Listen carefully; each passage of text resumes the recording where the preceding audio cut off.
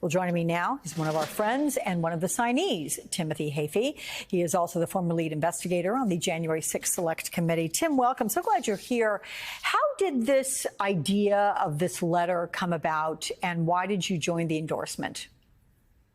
Came about very quickly, Alex, over last weekend when Vice President Harris kind of stepped in, was made clear she was going to be the nominee. And a lot of us feel strongly that the integrity of the Justice Department is at stake in the election. And there was a belief that a statement from a lot of former appointed Justice Department officials from both parties, this is a bipartisan letter, might make a difference. You know, lawyers are trained to pay attention to facts, Alex, and the facts of how the former president attempted to use the Department of Justice in the first administration, as revealed in part by our committee investigation with the attempt to potentially install Jeff Clark as Attorney General, and his statements going forward about what he would intend to do to investigate his political enemies raise real concerns. And that was the motivation and the impetus for this letter. A couple of questions on that then. First of all, how unprecedented is this for members of the DOJ to so publicly back a presidential candidate? And how many of those in a bipartisan manner that you mentioned, how many of those are former Trump DOJ officials? Yeah, I'm not sure, candidly, how many, what the ratio is. I know that there are some Republican former U.S. attorneys and Democratic former U.S. attorneys who have signed the letter, and it is relatively unprecedented. You know, the department is somewhat isolated from politics. It's part of the point and the substance of the letter is that the department enjoys a historic independence, and the people therein don't often get involved in endorsements. But again, here, the real danger is of a retreat from that historic independence. And that's what has motivated so many people to step forward and sign this letter. Yeah. So according to Politico, Tim, President Biden is going to announce his Supreme Court reform plans next week, which will likely include term limits for the justices, an enforceable ethics code, and a constitutional amendment limiting presidential immunity. What is your reaction to this? Yeah, I think candidly, Alex, it's more of a political move than it is a practical one. I have a hard time imagining that this Congress would take seriously these proposals. Republican-controlled House in particular, unlikely to support or even get any constructive discussion. Term limits or hang on a second, Tim. I get it that you're saying this Congress, it may not, be barreling through. But what about the op-ed in the Washington Post that says Biden's Supreme Court reform plan could actually help make it less political? Do you agree with that? I agree. Sure.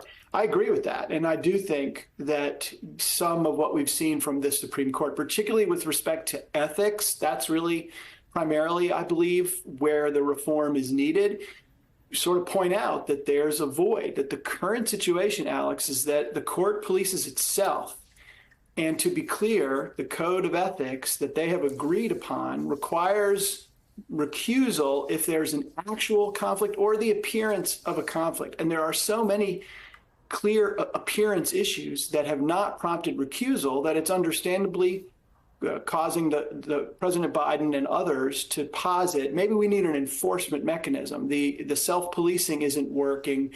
We need a committee of current district judges, as Justice Kagan proposed this week, or an inspector general, or some enforcement mechanism. If the court isn't capable of policing itself, then maybe we need an outside enforcement mechanism that would apply these ethical standards to the current justices. Yeah, 100%. Can I just ask you, though, this whole self-policing thing? I mean, it makes sense. They're not going to call themselves out and say, oh, I'm going to, recuse myself. Who should be doing that? Is this John Roberts who's dropping the ball as the Chief Justice? I mean, Chief Justice Roberts is the person responsible for convening discussion, but he can't unilaterally impose anything. My guess is he is presiding over a relatively fractious group. That Justice Kagan, again, at the Ninth Circuit Judicial Conference, came out pretty strongly, and this was clearly intentional by Justice Kagan, calling for some kind of enforcement mechanism. But I don't think there's consensus on the court. And while Chief Justice Roberts can sort of internally cajole, he can't unilaterally impose that. It will likely take congressional action in order to impose some sort of enforcement mechanism.